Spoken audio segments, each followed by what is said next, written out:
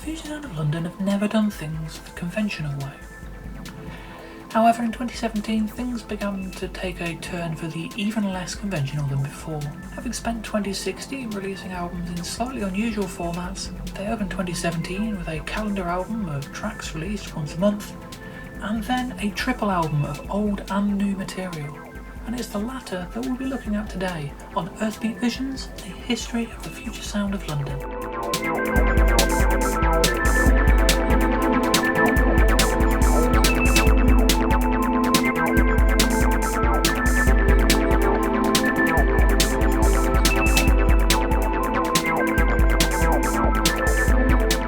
Future Sound of London, archived environmental views. Release date 22nd of April 2017, 3LP. 5th of May 2017, CD. Where to start? I suppose it's worth taking a brief step back to 2016 with its odd releases. Ignition of the Sun as two separate mixes on two formats. Black Hill Transmitter as a compilation of EP tracks plus a couple of new pieces. And of course Environment 6 Plus, two different albums from the same sessions, released separately but also as a limited edition double pack. And then the announcement of the calendar album, a track released once a month over the course of a year to create a new album. In fact, to find another conventional album release you have to go as far back as September 2014 with Environment 5. Had the band given up on traditional albums? Hint, pretty much. FSOL board regular Pandemonium shared an image of a forthcoming releases track list with the FSOL board in February 2017 showing the appearance of Viewed from Pushkinova 7, named after his home address.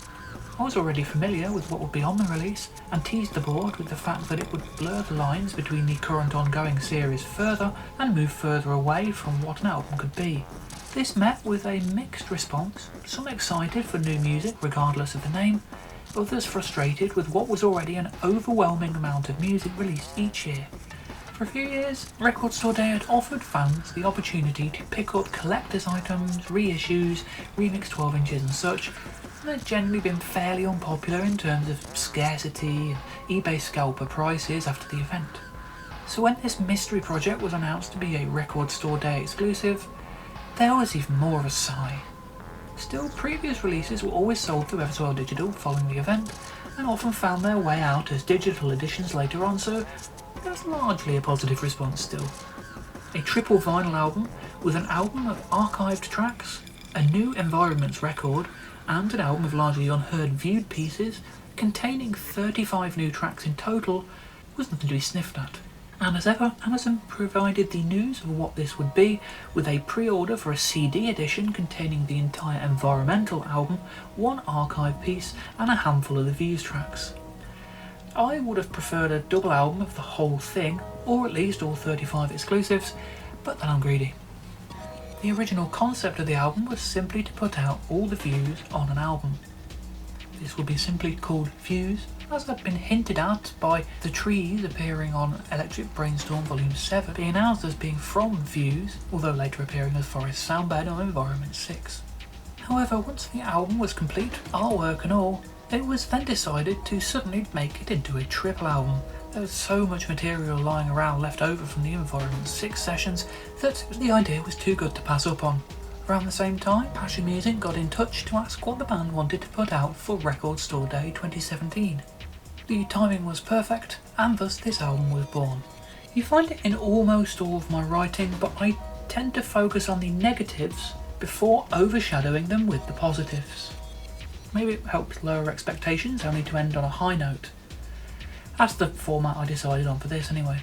So, the negatives. Why the previously heard tracks? On the archive disc in particular, they don't add anything other than a sense of displacement. It's hard to appreciate it as a record of its own because there are a handful of familiar tracks among all the new ones, especially Lizard Crawl, which some people would have purchased on 6 separate releases by this point. Given how many tracks there are in the band's archives, it feels like a missed opportunity to make a fully absorbing new world here by including incredibly well-known pieces.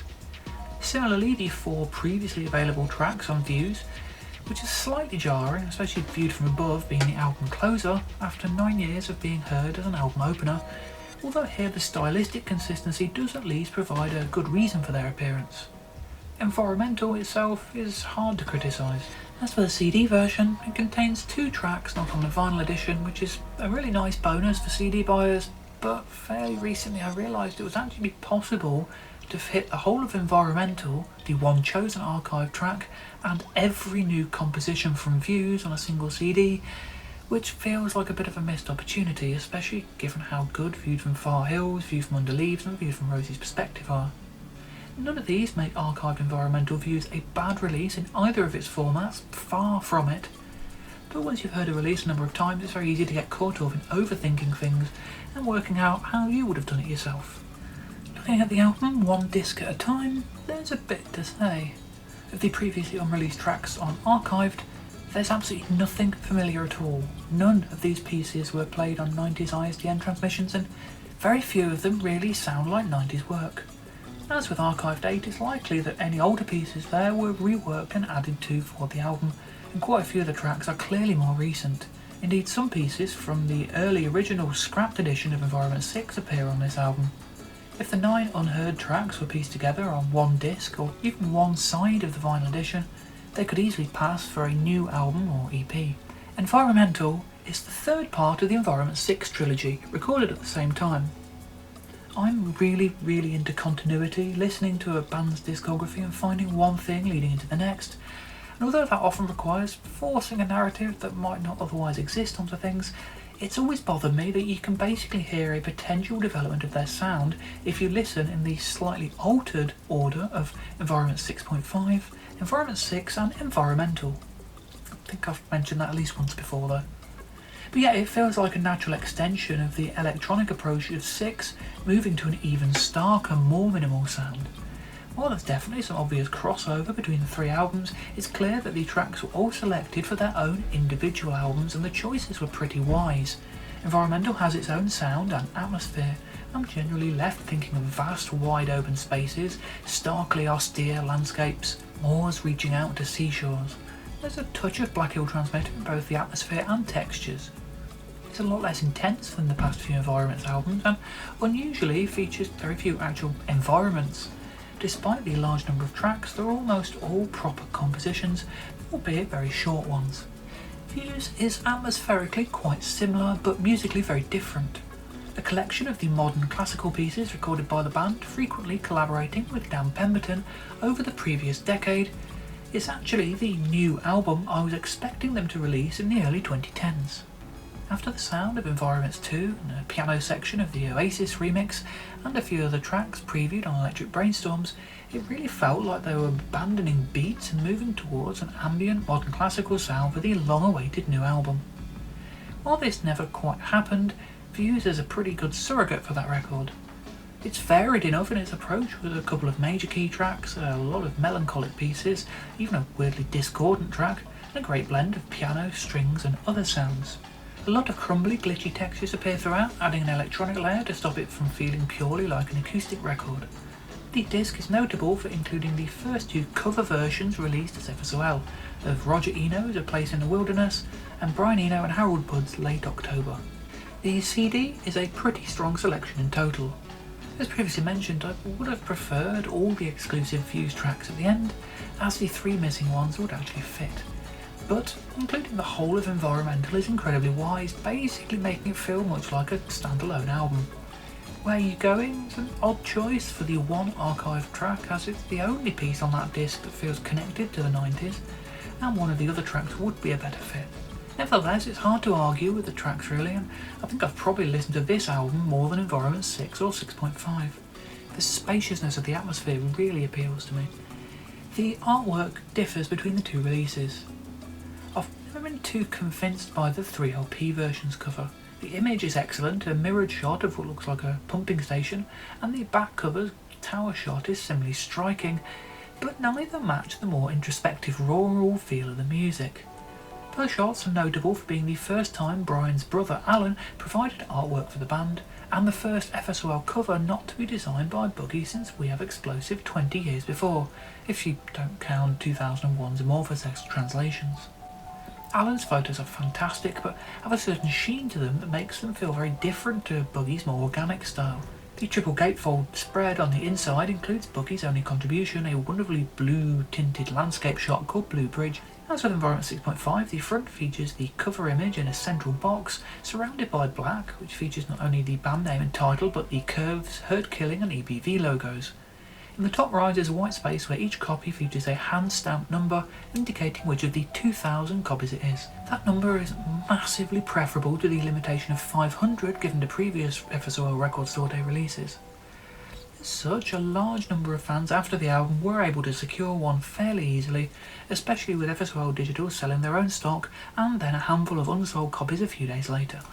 The CD art feels much more fitting to the music for me. The cover features a seashore image, spied through an abstract curve shape, itself part of the logo for the band's own Halia synth, and the rear cover showing a grainy shot of a wind farm in Scotland overlaid with chevrons.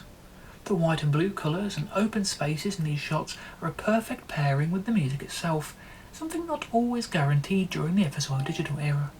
The booklet also features a couple of stunning forest photographs with their own overlaid shapes, Boogie's Blue Bridge shot, as well as another sea photo and a sky shot with the Halia shape overlaid. The CD itself features that sea and Halia image with different colours, as well as the title and Herd Killing curves and EBV logos. The 3 logos are also included on the back cover underneath the credits. The art overall, for the first time, is credited just to Yage. The emphasis on gear continues with Halia, EMS, Digitana and Skyflow all referenced in the credits. In what feels like a return to the earlier FSOL Digital releases, the spine perfectly matches the spines of Environment 6 and 6.5 on the CD. This makes me inordinately happy. Only one music video was created for the album, viewed from Rosie's perspective. The track is named after my dog, Rosie, and I contributed footage of her running around, which was then processed to make a wonderful little film to accompany the beautiful track. At this point I'd released music on FSOL Digital and been asked to remix the band, but playing a part in the official promotional campaign and having a track named after my dog, both of these were a huge honour. Having suffered with mental health issues in the past decade, quite severely at times, Rosie was a great comfort to me, and to have her immortalised like this by my favourite band is truly one of the most wonderful things that's ever happened to me. Rosie passed away a few months ago, and I actually listened to the piece of music as we buried her in my garden. I get a credit at the end of the video, sadly with my dead name. I've spoken a lot about what this album isn't, and possibly given a suggestion that I don't have that much time for the record, which isn't true. When focusing entirely on what Archived Environmental Views is, it's hard to deny that it's one of the strongest entries in the band's catalogue, with both Environmental and Views being up there with the most beautiful music released as FSOL. Had those 3 remaining Views tracks been included on the CD version, here I go again, moaning, that particular edition would probably be a contender for my FSOL top 5. As it stands, it's still one of my absolute favourites, and while the 3LP edition is obviously long, the CD edition also runs to 74 minutes, making it the longest FSOL CD since ISDN. Out to Heaven, 2017 version. Out to Heaven is clearly a popular track over at FSOL Towers. As with the Touched mix released previously, the difference here is in the outro, with the drums being sent through filters, pitch shifters and delay units to create a trippy closing section. The outro environment consists of synth pulses from the main track, followed by water splashes and birdsong.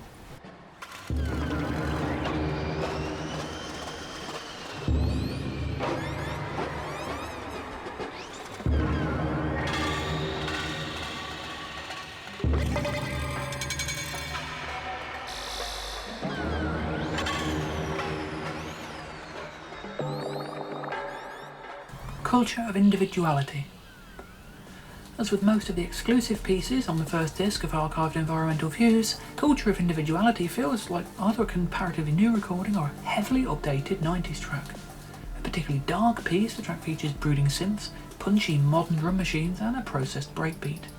It contains a plucked note sample and some drum sounds later heard on A Sensation of Vagueness, suggesting it may have originated in the sessions that led to Yage, although this is only speculation.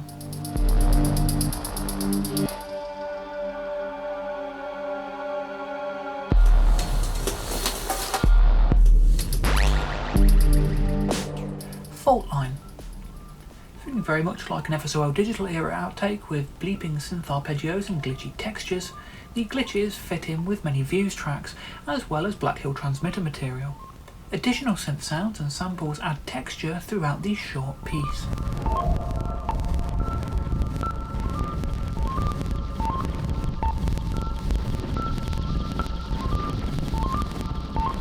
Light Forming 2017 edit. Literally just the first 88 seconds of light forming.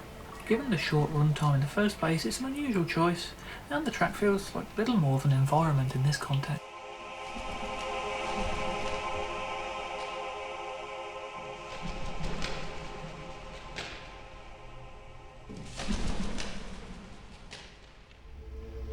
Meanwhile, for me, one of the most obvious textual differences in the FSOL digital era is the number of untreated field recordings. I get the feeling Brian wanders around the Somerset countryside with a digital recorder, as there are so many different recordings of birdsong, cows, sheep and other rural sounds on 2010's albums. That or he just samples from a lot of nature documentaries. One of these appears on Meanwhile, over which a menacing synth drone and effects appear. Some chords come in right at the end, but otherwise it's an incredibly abstract piece.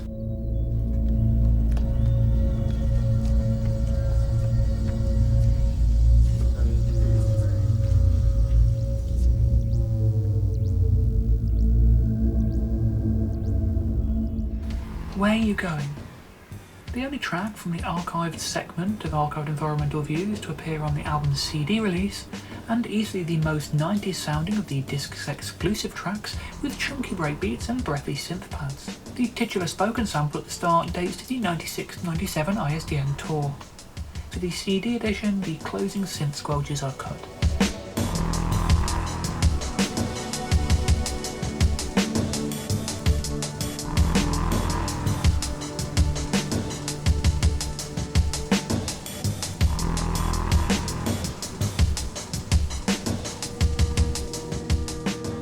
This Day Before Me.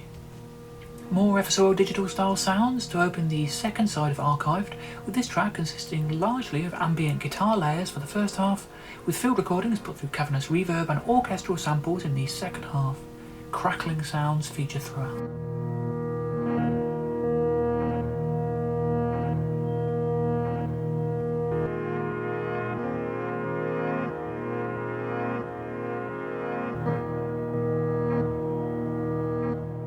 Gas Mask 13. Believed to have been recorded for the early scrap version of Environment 6, Gas Mask 13 is a slice of lively, playful IDM with frenetic chopped breakbeats, distorted bass and uplifting plinky synth lines.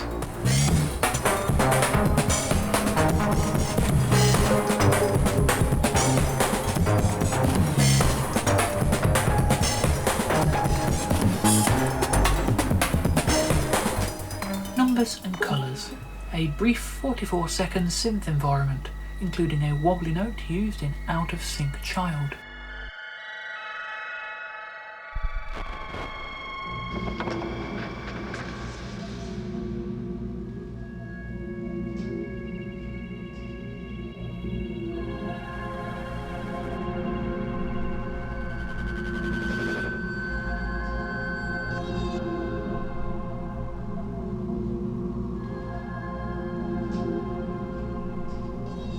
Contraband.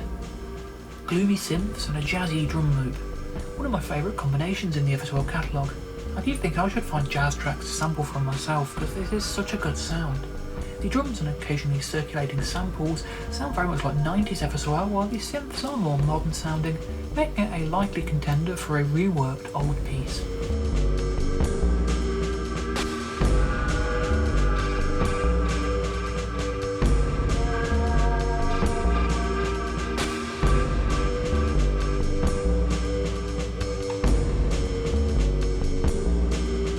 Loudon Hill.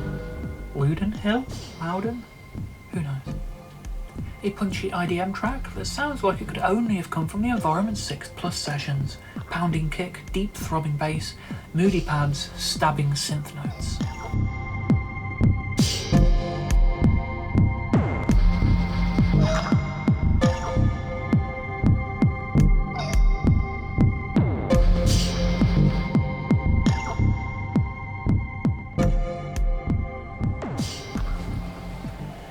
Persistence of vision.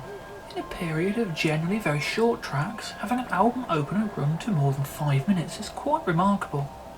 The first minute of Persistence of Vision is one of my favourite moments. I don't actually know what field recordings are here, but they come together to create one of the most atmospheric moments in the Ever So Well catalogue. There aren't really any words to describe it. Eventually the opening, windy, desolate environment gives way to a slow, awkward beat that feels like it's constantly tripping over itself. Haunted arpeggio drifting in the background, moody synth notes swirling around. Very few Ever So Well pieces feel so utterly connected to a physical space than this for me. It's a very minimal piece, but one that really works, creating a sublime atmosphere. One of my favourite Ever So Well album openers, and up against some stiff competition there.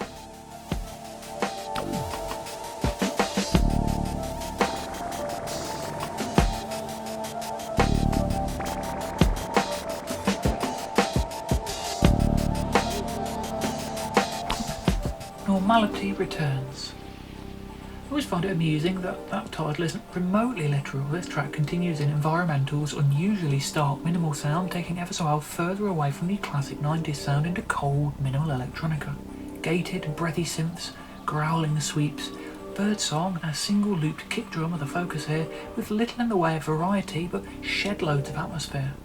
The album's heavily textural feel is expanded with further field recordings in the background, with what sounds like footsteps through water and mud.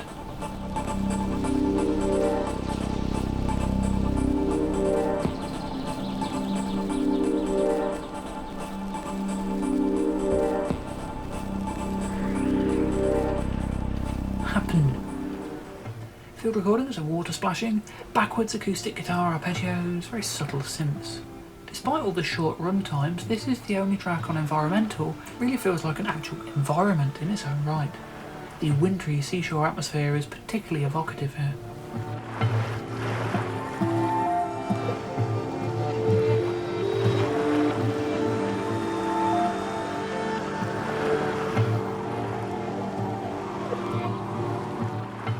Semi-detached. Opening with the sound of a stylus reaching the end of a record, Semi-detached suddenly moves into more electronic sounds with two contrasting analog synth arpeggios and beats that sound as much like records being scratched as actual drums. The cold minor key tone is here, and the slow tempo and minimal arrangement is very particular to this volume of the Environment 6 trilogy. What sounds like a rutting stag, as well as more birdsong, yelled voices and synth sweeps form a brief closing environment.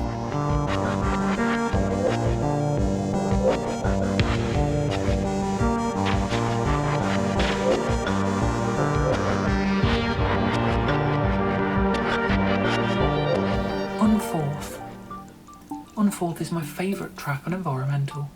The shimmering guitar chords are stunning, dripping with melancholy and incredibly spacious with reverb. Over these, synth arpeggios, deep bass notes and slow, ever-changing beats play. Beautiful stuff.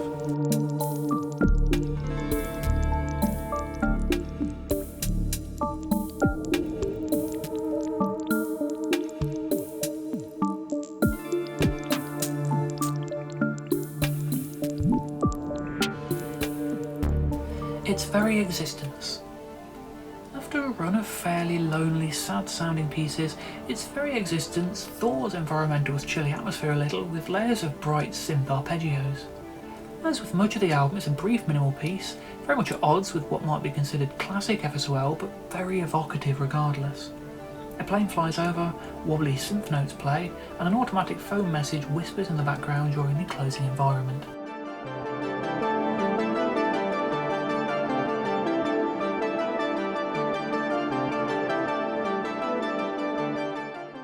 Fallen Through.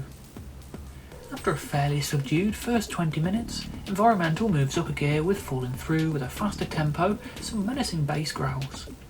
A sharp synth plays a paranoid sounding melody, surprisingly reminiscent of the band's 90s period, despite the arrangement and production being a world away from those lush sounds.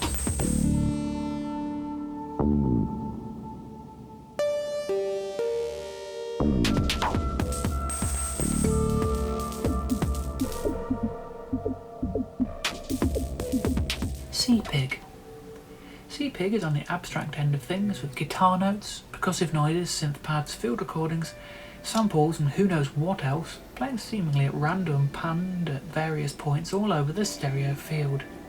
There's a heavy acoustic sound with hiss and other analogue textures, and it was quite possibly made with the help of granular synthesis. The piece was first heard as the environment linking shorelines and docks 2 on the 2017 Calendar album.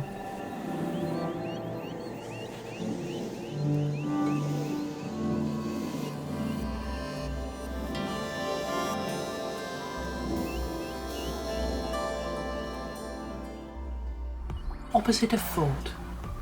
My first response to this track, as posted on the FSOL board, was FSOL do dubstep?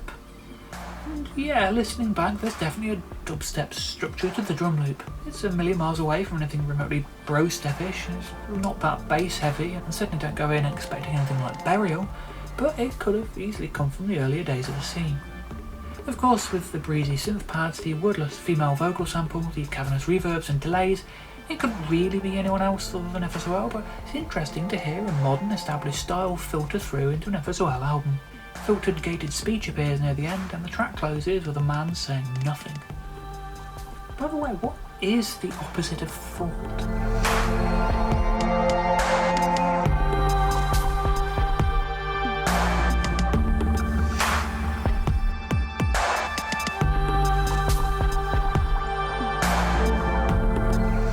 Looking out a narrow window, a harp-like synth sound is the lead instrument on this beautiful ambient track, playing loops of bittersweet melody with occasional buzzes as accompaniment.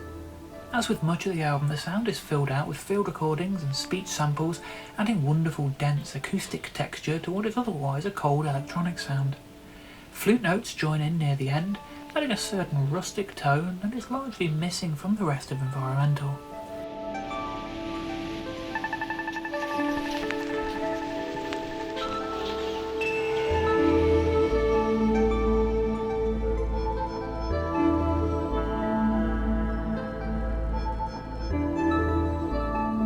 Drifting in and out. Drifting in and out opens with either a tambura drone or sampled and looped sitar notes, giving it a vague hint of Amorphous for the first time on Environmental. Over this, slow drum machines play a skeletal beat through heavy reverb and synths drone. It's a warm, peaceful piece, with the synth sounding especially analogue here.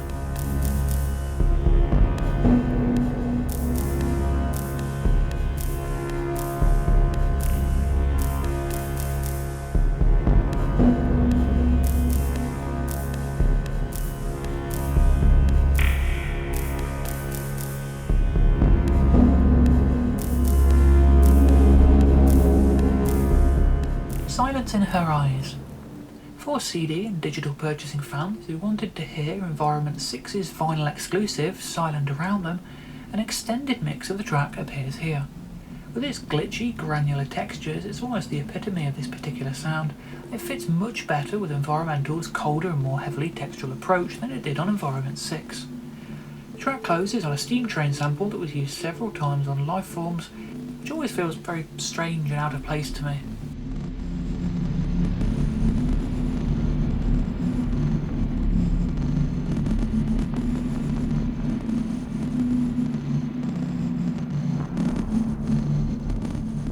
Bolton. The only track from Environmental heard before the album's release, Bolton was included on the FSOL 15-minute mix for Touch Music FSOL Night 2 and is named after Touch Music owner Martin Bolton. A very brief piece for synth arpeggios, glitchy beats and brooding pads, it's a lovely little track that ends way too soon with the feeling of the plug simply being pulled at the end.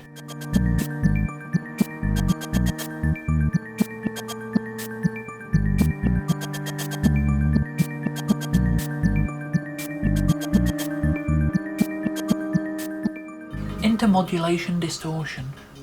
One of the brighter sounding pieces of Environmental, Intermodulation Distortion features a single sharp note repeated throughout, over which a rich bass synth riff plays, with further arpeggios and pads building up as the track continues. The rhythm is in typically staggered drum machine style, matching the period. Major key feel is incredibly warm and welcoming, and a refreshing change of mood after a run of much icier tracks.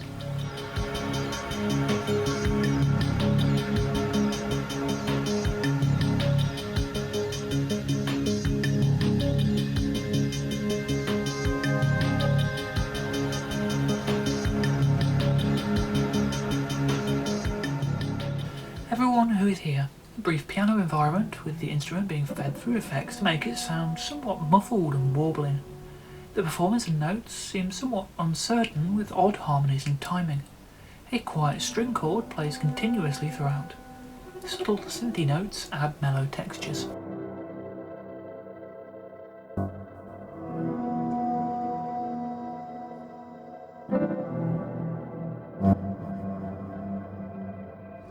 In a way, they do.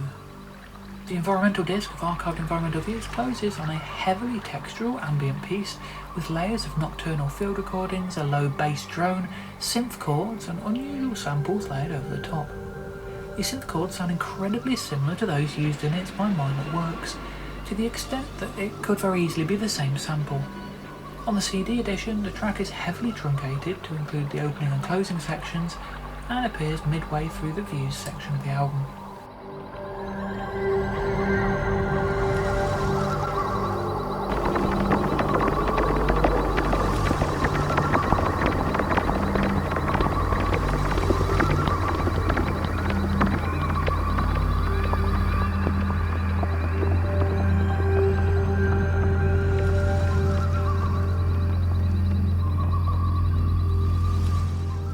Viewed from Pushkin over 7. Between my second thought site going offline and this appearing, Nebojsa Mitrokesky's Panda Reviews thread on the FSOL board was by far the most in-depth FSOL resource on the internet, with some of the information gained through his conversations with Brian via Facebook. The two became friends, and as a result, an FSOL track was named in his honour. Pushkin over 7 was Nebojsa's address at the time of archived Environmental Views' release. The track was first heard on the Electric Brainstorms 11. Neb was apparently unaware, his response on the FSOL board being, "I'm totally confused and deeply honoured." And what a track to have it named in your honour. It opens up the Views disc of archived Environmental Views' vinyl edition in style, with a heavily filtered string ostinato, over which reverse piano sounds, occasional flute notes and layers of field recordings sit. Water droplets fall, trains chug by, crickets chirp and muffled voices mumble. It's an incredibly atmospheric piece of music, the soundtrack to a night with the windows open and the outside world filtering in over orchestral music played on an old tape, the two sounds combining into a blur of sound as sleep takes over. A stunning piece of music.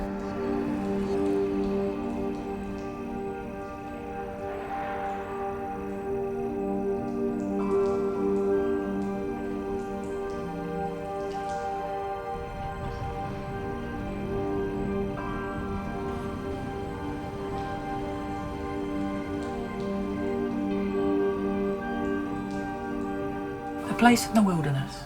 Literally up until the release of this album, I never expected there to ever be a cover version released under the FSOL name. And then there were two. Place in the Wilderness originates on Roger Eno's beautiful album Voices, and is given a particularly haunting reinterpretation here by FSOL and Dan Pemberton. The original piano melody plays, while background synths gradually force their way into the foreground with wailing theremin-like notes, harsher swells and thick bass-heavy pads. Vinyl crackle adds further texture.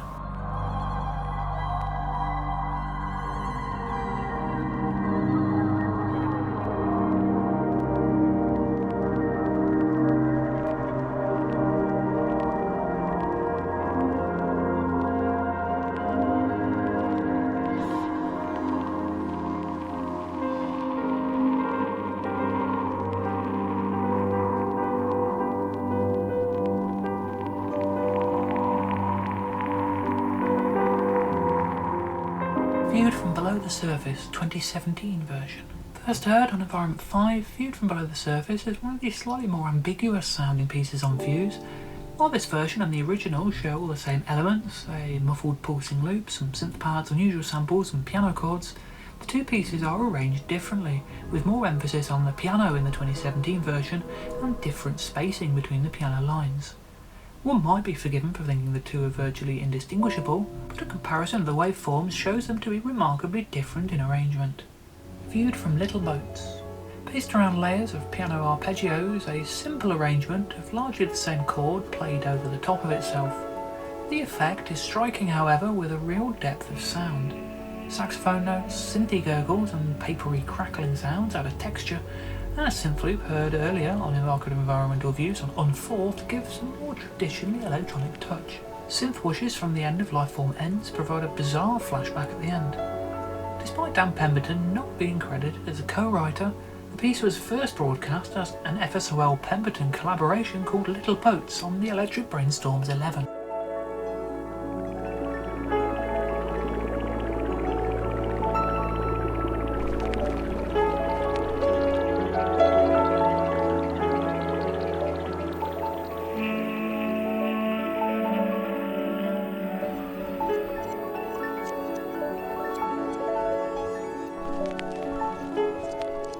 Late October. The second cover version of Archived Environmental Views, Late October was originally recorded by Harold Budd and Brian Eno on their underwater themed collaborative record The Pearl. This particular interpretation takes the main themes but gives them a brighter, more lively sound, with Dan Pemberton's warm piano playing accompanied by sparkling synth notes. Analog synth improv and synthy squelches appear in the second half, and crackling sounds provide further texture. The CD edition of the album omits the bubbling synth outro.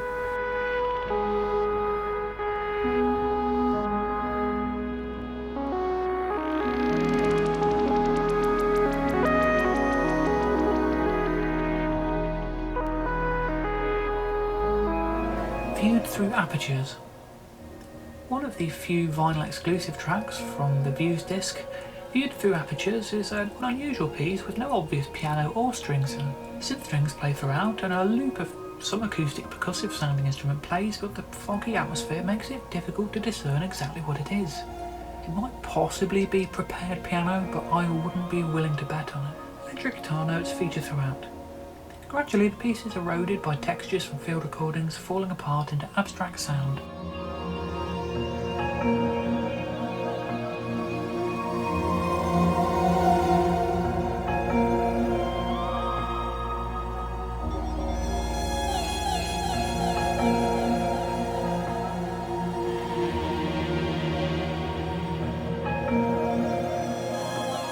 Viewed from far hills.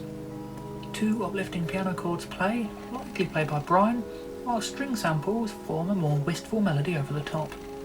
Recordings of a babbling brook, chirping crickets and mechanical buzzing add thick layers of texture, creating an enveloping blanket of sound, over which reverse guitar notes add further melancholic elements. After 2 minutes, percussion, including a familiar sound from Little Brother and Tired, and field recordings form an outro environment.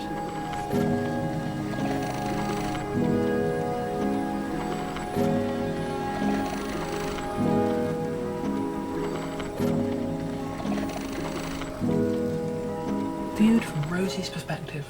One afternoon I was chatting to Brian online and we got to discussing the various Views tracks that were being recorded. I mentioned that I happened to then be going to take my dog Rosie for a walk, and he said he'd do a piece called Viewed from Rosie's Perspective. I thought he was joking. A couple of years later this came out.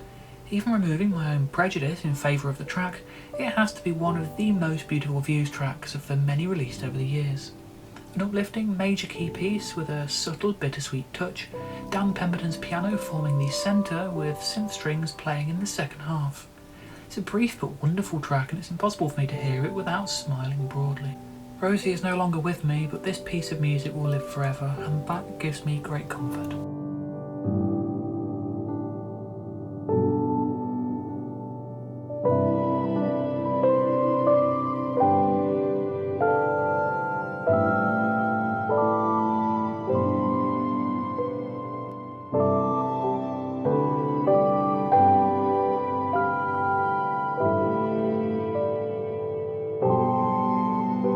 Viewed from Under Leaves. The one jarring piece on Views, Viewed from Under Leaves features some fairly unconventional playing by Dan Pemberton, moving dangerously close to atonality in the 2 layers of shrill piano notes. It feels like little more than an interlude. It's almost a Pemberton solo track, if not for the bed of static noise in the background.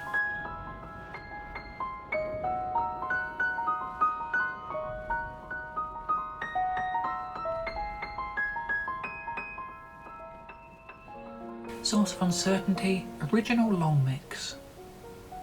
An earlier version of Environment 5, Source of Uncertainty, this piece features a different and more expansive piano performance from Dan Pemberton, heading away from the more repetitive end of modern classical music into what sounds like a serious composition. The opening features rumbling noise, as heard on the previous track, before the electronics move towards a dramatic synth sweep and reverb heavy notes and gurgles, as well as a few odd samples and water sounds. A stunning dramatic piece that is the closest any FSOL track has got to serious classical music.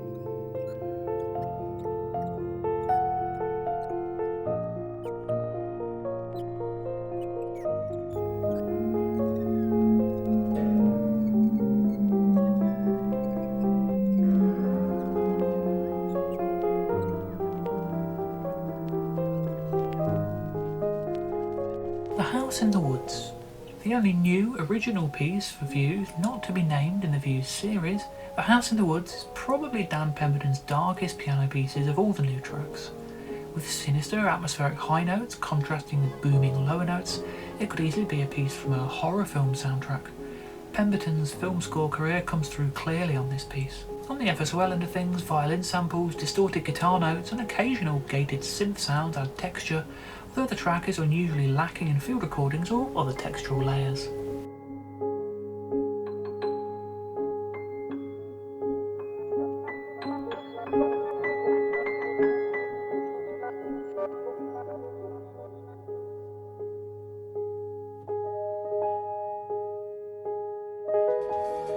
Half-Light. After a very brief gap, the CD edition of Archived Environmental Views heads into bonus track territory with the fast-paced Half-Light. Is this an archived track or a new piece? Does it even matter? It's very hard to say, but the tempo and thickness of sound is very slightly off given the spacious feel of the rest of the album. So if pushed, I'd say it's an archive piece, given the layers of synths and squelches panned hard left and right. Nevertheless, the darker minor key mood of the album is retained here, and while I'd preferred to have the remaining new Views tracks to have appeared on the CD, there I go again, it's always nice to get a new piece.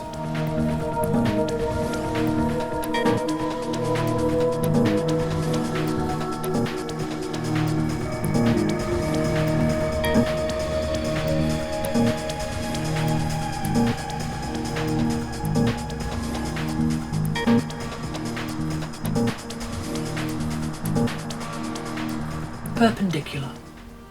An ambient track to close the Archived Environmental Views CD with a repetitive piano chord echoing the Views element of the album, reversed chords and overall minimal sound feeling very environmental, and samples thrown into the mix in a very 90s archived manner. As a track that could have appeared on either of the 3 discs of the original version, it closes the CD edition of the album fittingly.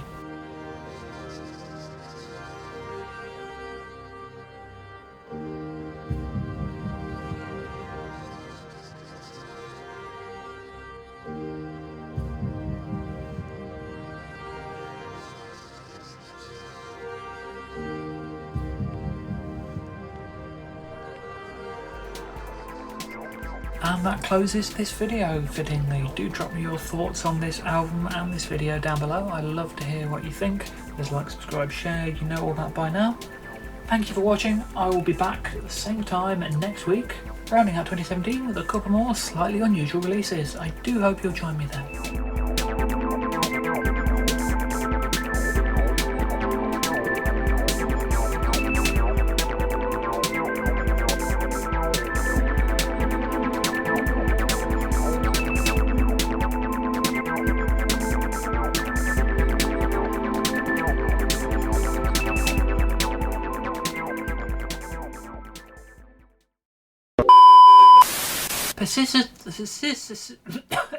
What? Water droplets fall, trains chug by, crickets chirp and moppled. I can't stop saying moppled.